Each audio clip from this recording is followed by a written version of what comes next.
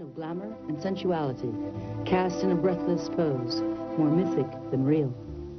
She was Marilyn Monroe. In movies, photographs, and public appearances, she endeared herself to millions. Yet behind the platinum-dyed hair and painted red lips, behind the sexy pose and the dumb blonde act, was a simple, delicate woman named Norma Jean.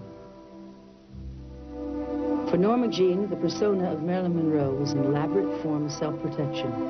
Of all the characters she brought to life, 16 years of movies, film scripts, and starring roles, the greatest character she ever created was that of Marilyn Monroe. Despite the fact that she achieved so much public acceptance, she was forever confronted with personal rejection. She married 3 times, each one ending in divorce, and never achieved the cherished dream of motherhood. The world bid goodbye to Norma Jean when she was only 36. Yet we continue to embrace the legend of Marilyn, immortal that she is, far beyond the grave.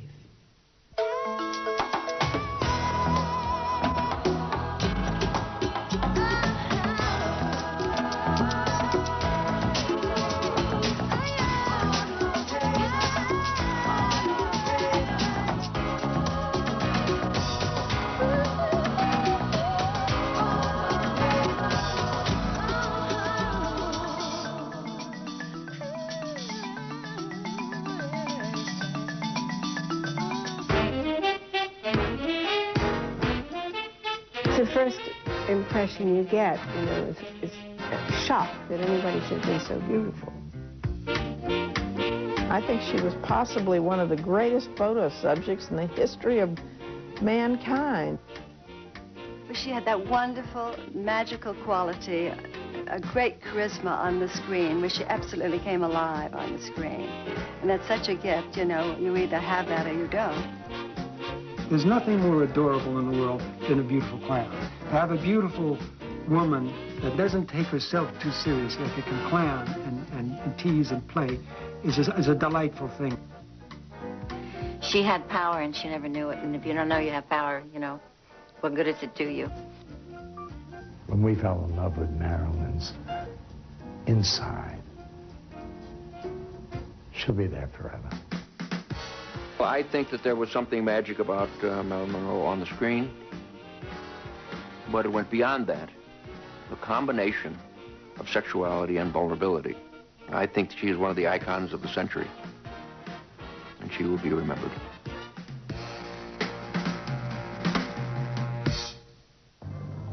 The child who became the legendary Marilyn Monroe quietly entered the world in Los Angeles on Tuesday, June 1st, 1926. Her name, Norma Jean. She grew up near the heart of Hollywood, in an age when movie stars and film sirens dominated the world through motion pictures. Stardom was every young girl's fleeting dream, but for Norma Jean, it was a fantasy she held on to from her earliest beginnings. Perhaps she was searching for love, looking to the big screen for a father she had never known, casting herself as the beloved daughter. She longed to be like any one of those film immortals, at home on Hollywood's boulevards, forever young, beautiful, and glamorous, to be larger than life and loved by all on the silver screen. This is where she believed she would find comfort and security, the place she could escape the harsh realities of the world around her. This was Norma Jean's most important dream, and the one she would cling to.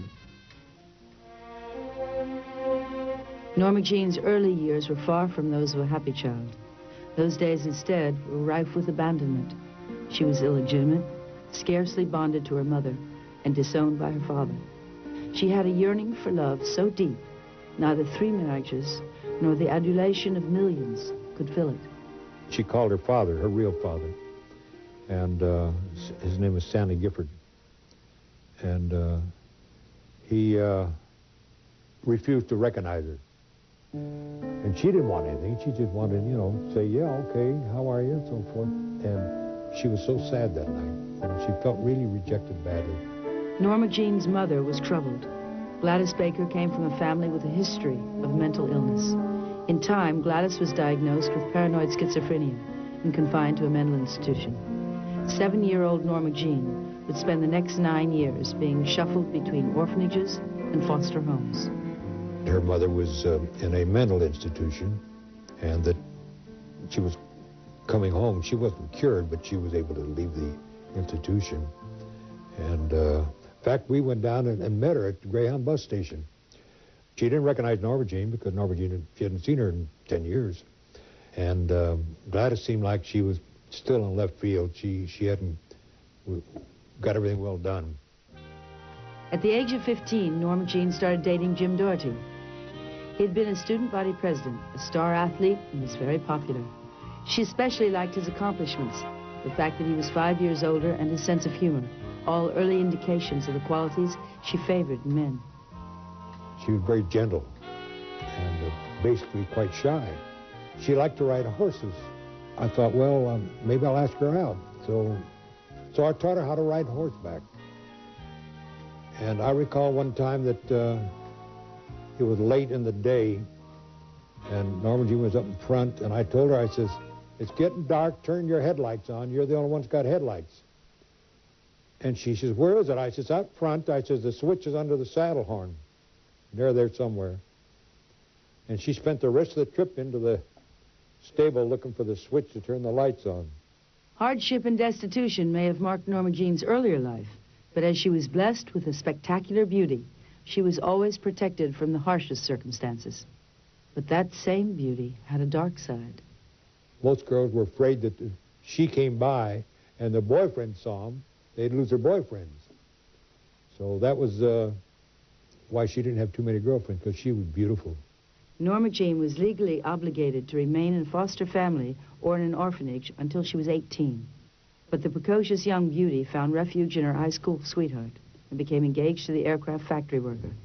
Her foster mother came to Mom and she said that they were moving to Arlington, Virginia, and they couldn't take Norma Jean along. And she said, would you like to marry Norma Jean?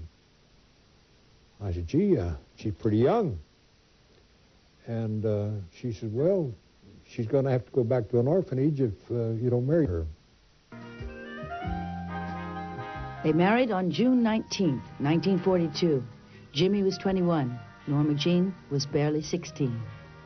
I was in love with her personality, her sweetness, her generosity, her looks, the kindness that she had. She was very religious, and she had all of the qualities that I was looking for in a wife. Though millions would come to know her as Marilyn Monroe, a sex symbol and blonde bombshell, the real Norma Jean was quite different. She was a serious person, and she had a sensibility about her that would indicate that she was a vulnerable type person that someone could easily take advantage of because she trusted people. Mrs. Jim Doherty settled into a happy marriage. At 18, she was a simple girl. Norma Jean was very affectionate. She loved to hug. She liked to be kissed. She liked to be cuddled. That was very important to her. 2 years after their wedding, World War II took her husband away from her. Jim was ordered to the South Pacific. Once again, Norma Jean was alone. The time came that I had to leave and go overseas. And I'm sure that, again, she felt the sense that she'd been abandoned one more time. While her husband was at war, Norma Jean worked on an assembly line building target planes. The year was 1944, and she was just one of many working women. But then, in a photo flash, her life changed forever. A photographer took her picture for a story on the war effort. Overnight, Norma Jean's poses were an instant sensation and landed her a modeling contract sowing the seeds of a budding new persona. Norma Jean's initial success prompted her to quit her job and take modeling lessons. She posed for ads, magazine covers, and calendars. She even began to think about acting and started taking drama lessons. She began to remember her childhood dreams. While at the orphanage, from her room, from the cot that she slept on, there was a window in proximity to the cot. She could look out that window and she could see the water tower over the RKO studio nearby. And the irony is that one day Norma Jean would work at that studio. Ever since childhood, Norma Jean had learned to create a dream world to buffer her from one heartache after another, and movies were a part of that escape. Now, after a photographer published her pictures, there was a chance to make a life in that dream world. But first, there would be a price to pay. I had discussed it with her. I said, you know, this movie business is not going to work once I get home. You're going to have to make a decision. So she made the decision while I was gone. And I felt real bad. It hit me real hard. And then a few minutes later, I'm going to let her know I got that letter. I went and cut off her allotment. No more money. So when I got home, she says, here comes this letter, you cut off my allotment. I said, yeah, I just got a letter you're divorcing me. Norma Jean had forsaken the certain love of her husband for a chance to be adored by millions. She said that she had to have it. So we get straightened up, and we go out on the porch, and we're standing on the porch, and she says, by the way, would you like to know what my new name's going to be? And I said, what? She says, Marilyn Monroe. I says, how does that work? Well, she said, Marilyn was my grandmother's name, and Monroe was my mother's maiden name. So I'm Marilyn Monroe. I said, well, that seems nice. A studio executive saw a screen test she made while modeling. The point was to emphasize her beauty and play down her acting inexperience. Therefore, it was silent. The studio chief was so impressed, she was given a contract on the spot. Fox paid her $75 a week and started a transformation that took the innocence and vulnerability of a once lonely little girl and turned it into a star and sex goddess. Norma Jean would now live forever in the shadow of her own creation, Marilyn Monroe.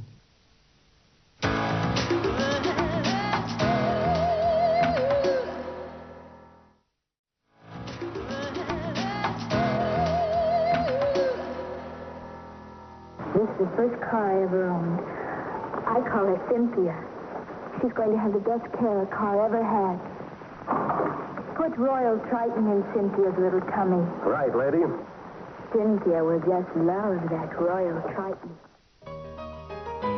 Marilyn Monroe was not born. She was created by Norma Jean Baker and a handful of Hollywood executives. At the core of the creation was a physical look and an attitude that fused a wounded child to a sultry, yet vulnerable adult. Certainly, when you look at the pictures of her as Norma Jean and when you look at her as Marilyn Monroe, it was an astounding difference. And there was a beauty about her as Norma Jean, this innocence and a freshness and a real country girl kind of feeling. To movie executives, Marilyn was like a canvas upon which a masterpiece of beauty could be painted, and she was a willing participant. She learned early on, as she manifested the character, that the audience was paying attention, that more and more letters were coming to Fox, that this was a PowerPoint, if you will. And she became the mastermind of this character. When Norma Jean went into the makeup room and did this whole thing, when she exited, you couldn't see Norma Jean anymore. You could see the invention, Marilyn Monroe. And that had great, great power. Marilyn's image from the start captured the public's attention, but to her, it was a mask she created. Marilyn was something that she wore, not who she was. And most people that knew her knew Norma Jean.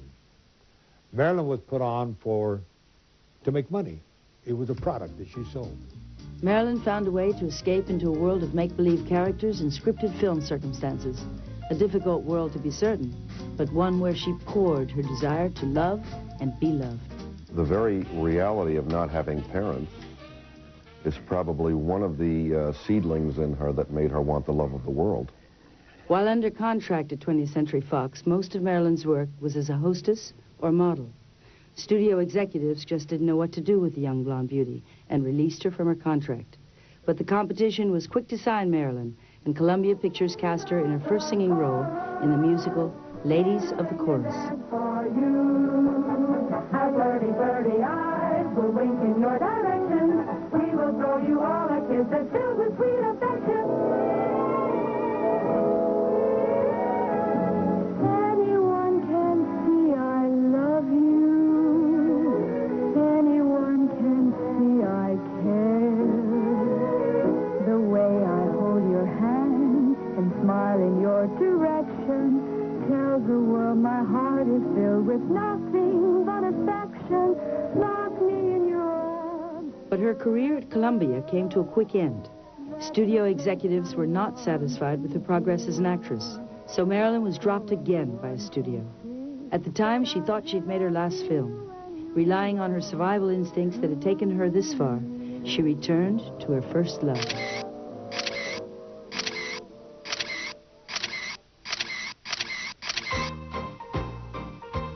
The camera loved Marilyn, and Marilyn loved the freedom she felt in front of the lens. Like many beautiful models, Marilyn was often asked to pose without clothes. Many times she declined until she was offered $50 an hour, an enormous amount of money at the time. Needing to pay her rent, Marilyn agreed, but there were conditions. Marilyn Monroe was on the way to an audition, and she'd been asked by many photographers to pose and had said no. And she was in a traffic accident, a minor traffic accident, and was suddenly stuck by the side of the road. And a photographer named Tom Kelly pulled over, and he gave her $5 for a taxi cab. Sometime later, it may have been a year or two, Kelly became one of the photographers that asked her to pose nude for a calendar. But he had been the one who had rescued her this day, and she had remembered that.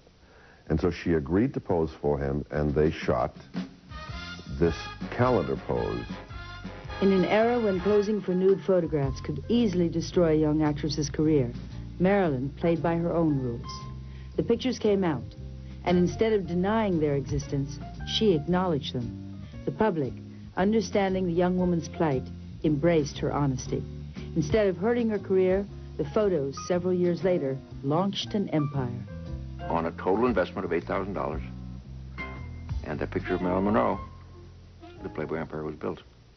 What I needed was something very special to get that attention, because I didn't have the money for the publicity or promotion.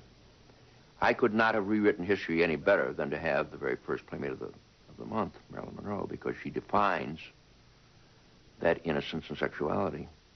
Marilyn used her time in between movie contracts to hone her acting skills. In addition to classes, Marilyn studied movies of glamorous stars that came before her.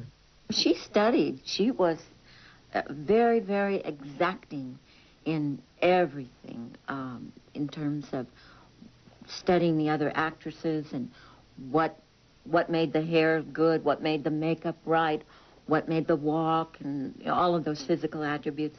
And she studied Betty Grable, Lana Turner, all of those glamorous women before her.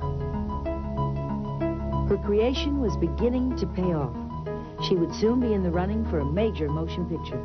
It happened when she met and enchanted a very important Hollywood player. He was an agent named Johnny Hyde. Hyde believed in her. Hyde was a millionaire. In fact, Hyde wanted to marry her. He suggested her to John Huston for the role of Angela in The Asphalt Jungle. To this period, she'd never made a film in which she had any significant momentum. Huston agreed to test her, and she gave a reading. And on completion of the reading, she asked Huston if she could do it again, and he said yes. He let her do it again, but he turned to Hyde and said, she's already got it. The Asphalt Jungle became a turning point in her fledgling career. In it, Marilyn played the role of a gangster's mistress who refuses to lie for him at a critical moment in the story. In this film, Marilyn's acting ability came to light. What's the big idea standing there staring at me, Uncle Lon? Don't call me Uncle Lon. I thought you liked it. Maybe I did. I don't anymore.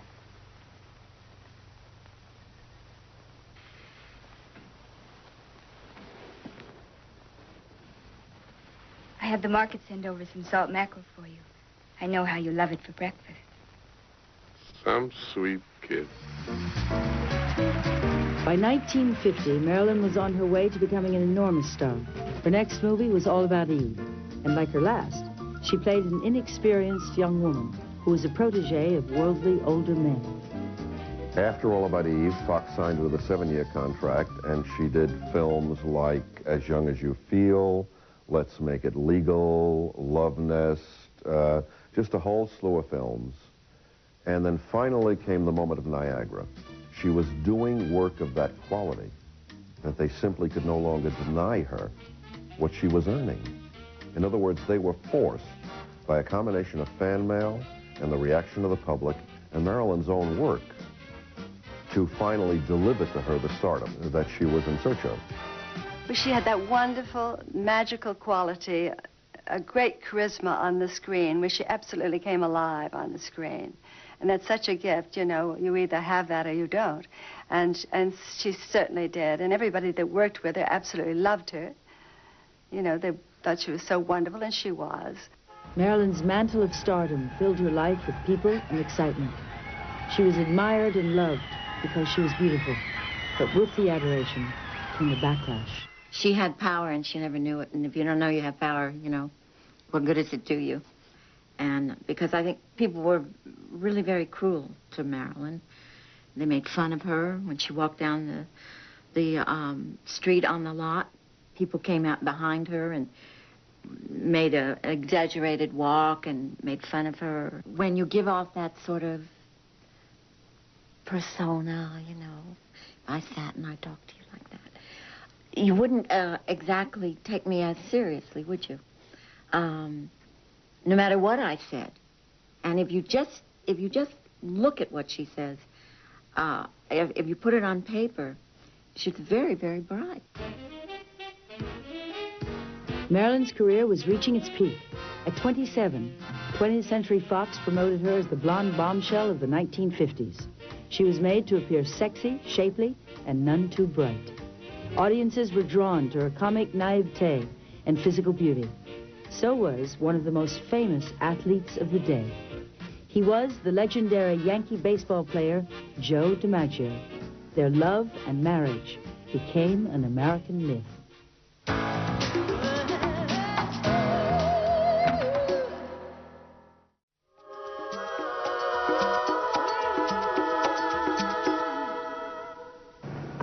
I want to thank the editors of Photoplay magazine and all of the public.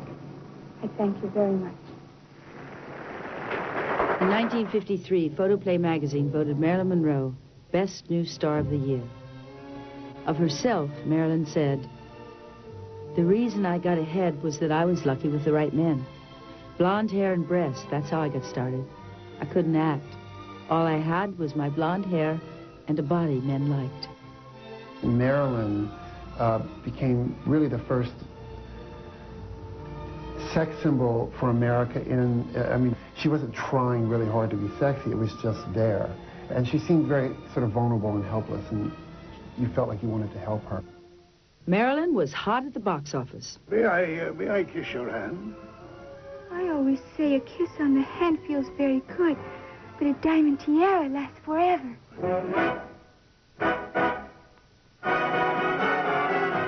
We're just two little girls from Little Rock. We lived on the wrong side of the tracks. But Little Rock or Square Rock, these gals must have their rock. Diamonds are a girl's best. Gentlemen Prefer Blondes was a smash hit and became one of her signature roles. That movie's success and her comedic skills earned her a coveted invitation to Grauman's Chinese Theater in Hollywood, fulfilling yet another childhood dream. From coast to coast, Marilyn drew crowds wherever she went. She stopped traffic in New York on the way to the theater. People couldn't resist the allure of the most beautiful goddess of the silver screen. The doors opened, and all you could see were about a dozen policemen crowded around and circled around this tousled blonde head. And the crowd went out of their minds. As she came close to where I was, I will never forget, her head was sort of tossed back and tears were rolling down the sides of her face. And all I could see was Norma Jean and the victory. They love me. I'm accepted. I'm okay. Marilyn's stardom provided a sense of safety and security she'd never known as a child. But her success bred conflicts and power struggles with the men who ran her professional life, the studio executives. She was too independent-minded for some of the men at the top. When she arrived for the first day's shooting, Jane Russell had this wonderful dressing room, and Marilyn didn't have a dressing room. And Marilyn went into Zanuck's office and said, "Look, whatever else I am the blonde. It says gentlemen prefer blondes." She had to force them to give her a dressing room. Success or not, her image as the dumb blonde was becoming a joke to critics and an obstacle to becoming a serious actress. I think Marilyn was always an underdog. I think that the critics really ripped her to shreds. She was fighting a stigma that sort of got her to where she wanted to be, but it became a prison for her because people didn't want to see her as talented or as intelligent. And I think that happens for a lot of women. Marilyn's career was hot, but her personal life was even hotter. Career objectives took a back seat when the world's most desired woman fell in love. The man in her life was the New York Yankees baseball star, Joe DiMaggio. She didn't go after the typical Hollywood hunk kind of guy. That didn't interest her. She was really turned on by men of accomplishment. Joe D. asked Marilyn to dinner. She expected him to be loud, sporty, dressed in flashy clothes, like a brash New Yorker. What she found instead was a quiet, shy man. All through dinner, he never took his eyes off her. Marilyn described Joe as having the grace and beauty of a Michelangelo. He moves like a living statue, she said. I'm sure I'm in love with him. I know I like him better than any man I ever met. After 2 years of dating, the beauty and the baseball star married. It was January 14th, 1954. Thousands of fans followed their every move. Their romance took the world by storm. When a well-known honeymoon couple arrives at Tokyo airport, a throng of 4,000 baseball and movie fans surge out of control, break through police lines. Joe DiMaggio and his bride smile bravely at their greeters, but they don't dare move. So back into the plane they go, while police clear a path to the cargo hatch with DiMaggio's convertible. The stratagem works. The former Yankee slugger and his picture bride escape into the car and head for the safety of their hotel. They honeymooned in Tokyo. Right after that, Marilyn toured for the USO in South Korea. She provoked near riots from the troops. Marilyn's reception from the GIs didn't resonate with her husband. After all, it was his new bride they were lusting after, and it only got worse. Joe didn't like the women she played in movies. Marilyn said he called them sluts, and he didn't like her clothes. Said they were too tight and attracted the wrong kind of attention. Show business isn't any business for a girl like you, he'd tell her. It looked as if their storybook marriage was ending before it had even begun. Norma Jean was always searching. She wanted love and security and a father. She wanted this security of being married to an older person. The final blow to their marriage came in what history recorded as one of the most famous movie scenes of all times and one of the most legendary of all photographs. The night they shot the skirt scene, as it's called, for the 7-Year Itch, out there shooting the scene on the street with 5,000 people watching, when her skirt rose and DiMaggio standing on the sidelines, her husband, was totally infuriated. And at the time when all the publicity allowed the fact that he was so angry watching this, I don't think it ever made any sense to anybody why he got so mad. But having been there and having watched myself, I understood his anger. And in fact, it's said they went back to the hotel that night and there was quite a fight. Marilyn and Joe divorced within the year on October 27, 1954. What good is being a sex star if it drives your man away, she asked. At divorce courts, mobs of people showed up. Are you still friends? Someone shouted. Yes, she said. But I still don't know anything about baseball. After the divorce, Marilyn left Hollywood. She had just finished making The 7-Year Itch in 1954 and was through with playing dumb blondes. She moved to New York to continue her studies as an actress with the famed teacher of method acting, Lee Strasberg. She was determined to be taken seriously as an actress. Once she got recognition, which was the first thing she tried to get, then I think she wanted respect, which she never felt in her lifetime. Marilyn was at a crossroads in her life. Her deepest hope was to reinvent herself as an actress. She wanted to be an actress, and she felt that if she got older, possibly the acting ability would carry over where the dumb blonde dropped off. Before she could reinvent herself as Marilyn, she had to come to terms with herself as Norma Jean.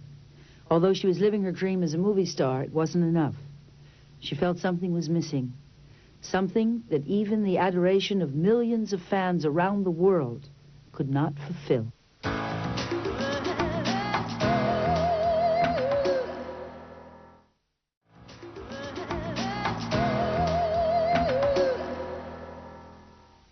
The best picture this year will also be the funniest.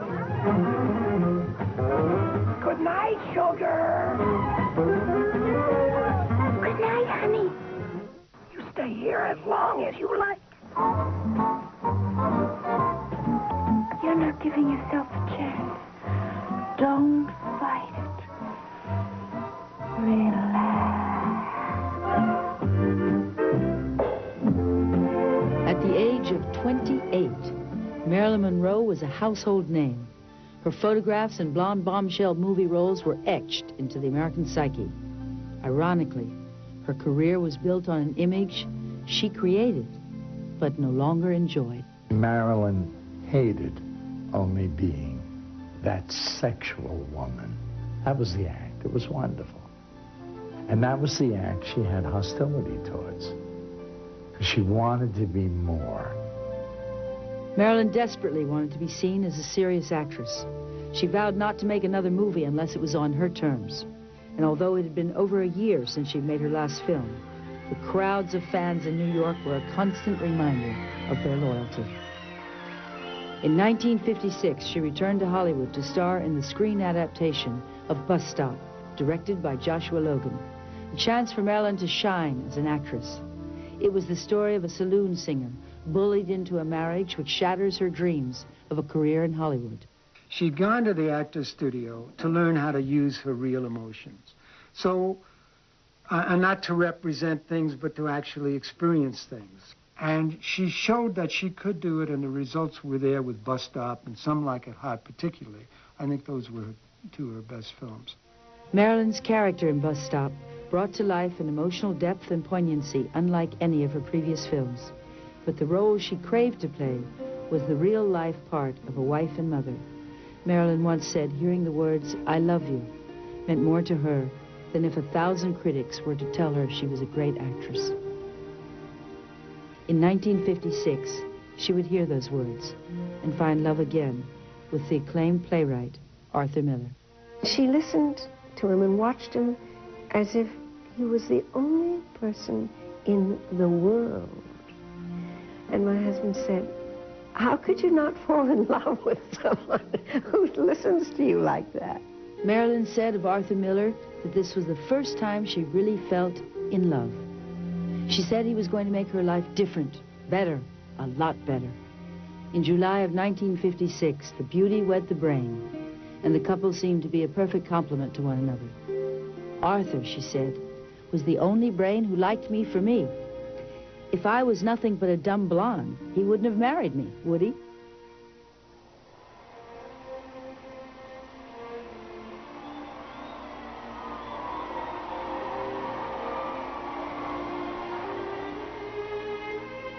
Her playwright husband fulfilled Marilyn's desire to be with a man of accomplishment, and she helped the outwardly taciturn playwright laugh.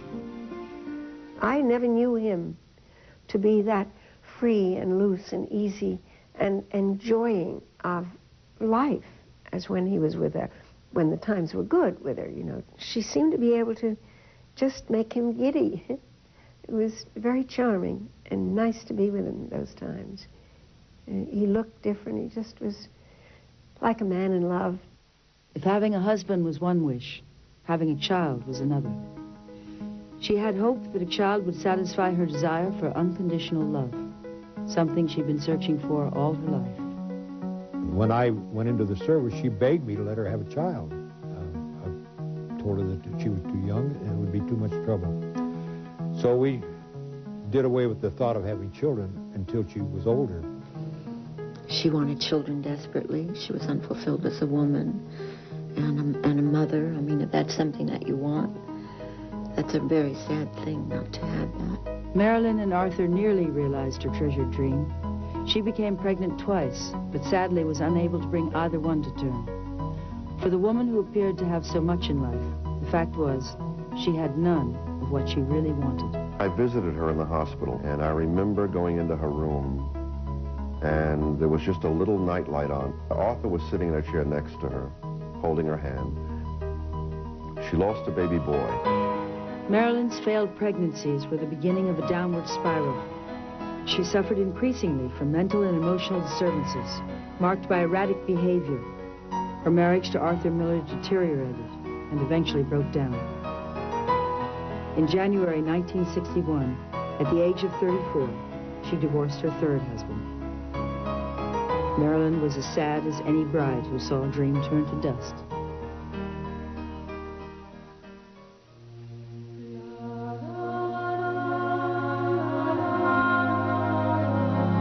In the midst of their breakup, Arthur had written The Misfits for Marilyn.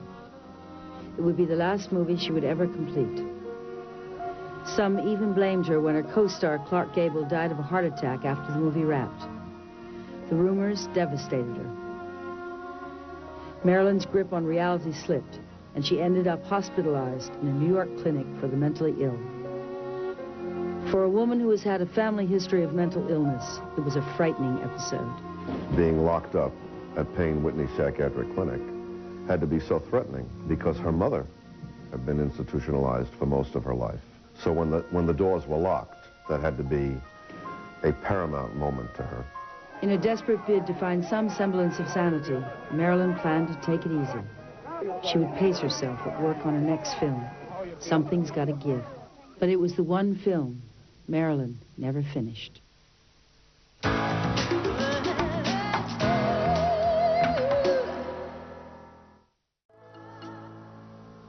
At the age of 36, Marilyn Monroe's world was falling apart.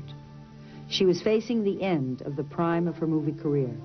No longer would she be the hot young starlet.